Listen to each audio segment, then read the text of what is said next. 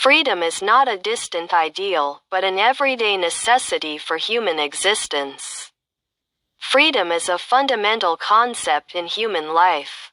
In psychology, freedom is defined not as absolute liberation, but as a prerequisite for individual growth, conscious choice, and responsibility.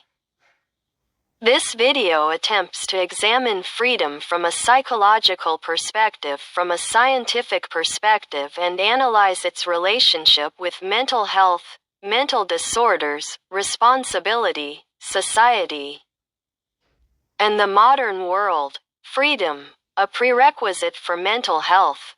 Mental health is a state of cognitive, emotional, and behavioral balance that enables a person to face life's challenges, establish meaningful relationships, and achieve self-actualization. In this regard, freedom plays a central role. Without freedom of choice, freedom to express feelings, and freedom to make decisions, no psychotherapeutic process can achieve the desired result. People who grow up in restrictive environments often suffer from problems such as anxiety, depression, obsessions, or a sense of identity. This is because the suppression of basic freedoms disrupts fundamental human capacities such as self-expression, trial and error, and growth. Freedom and existential anxiety. One of the subtleties about freedom is that freedom is not only soothing, it can also be a source of anxiety. Existential psychologists, particularly Rollo May and Irvin Yalom, believe that freedom confronts a person with the heavy responsibility of making decisions. A person who is free can no longer blame others for their decisions. This situation produces existential anxiety, a deep fear of making mistakes, failing, or not being able to control the future. Therefore, many people unconsciously flee freedom. They prefer to remain in the role of victim, acting under the domination of others or imposed beliefs, rather than accepting responsibility for their own choices.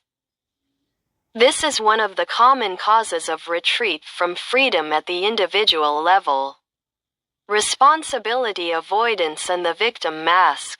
Freedom and responsibility are two sides of the same coin.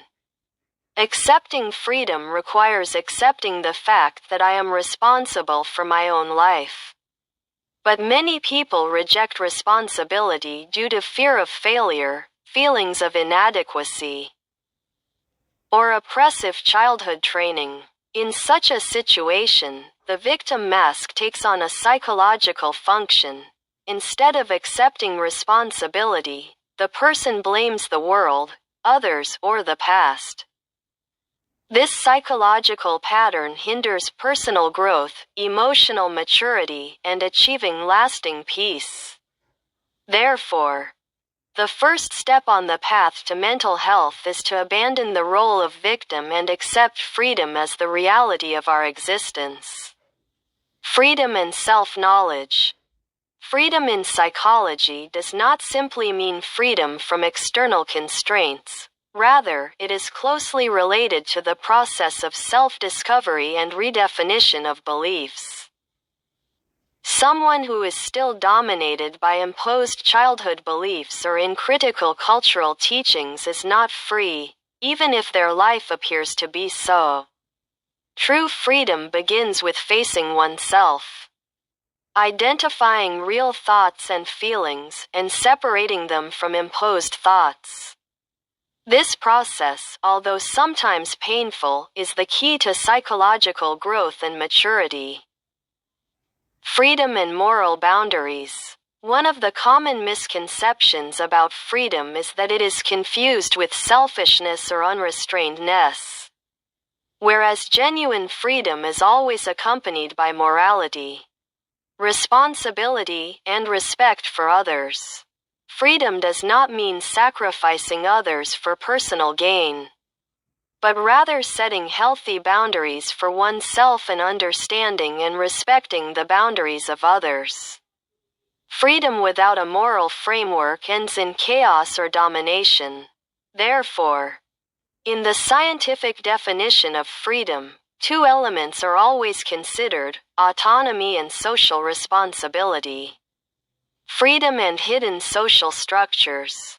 In the modern world, restrictions on freedom are not only imposed from the outside, but also occur in the form of invisible and intangible structures. The media, educational systems, religious or cultural beliefs, even dominant psychological discourses, sometimes secretly control and direct human freedom. One of the serious challenges to mental health in today's world is that people think they are free, while they are invisibly trapped in specific intellectual, behavioral, and value frames. True freedom requires awakening, critical thinking, and the ability to overcome stereotypes. Cyberspace and new threats to freedom. In the 21st century, digital technologies have created unprecedented opportunities for communication, awareness, and choice. But at the same time, they have also provided very powerful tools for controlling, monitoring, and directing the human mind. Data monitoring, recommendation algorithms, surveillance cameras, and behavioral data collection have not only limited human privacy, but also gradually threatened inner freedom and the authenticity of choice. In this context, mental health is also at risk, because people feel that they have lost control of their lives. Freedom and mental disorders. In many cases, mental disorders have their roots in years when a person's freedom was suppressed. A child who is not allowed to choose, express his or her opinion, express his or her feelings, or experiment and error will develop anxiety, obsession, guilt, and inadequacy as an adult. Freedom in childhood does not mean disorder, but rather respecting the child's individuality and strengthening his or her sense of autonomy. Therefore, many therapists, in various approaches, try to first confront clients with a sense of choice and freedom, because it is only in the context of freedom that healing, change, and growth occur. Freedom and psychotherapy. In all psychotherapy approaches, there is a common principle: the liberation of the individual from limiting internal and external forces.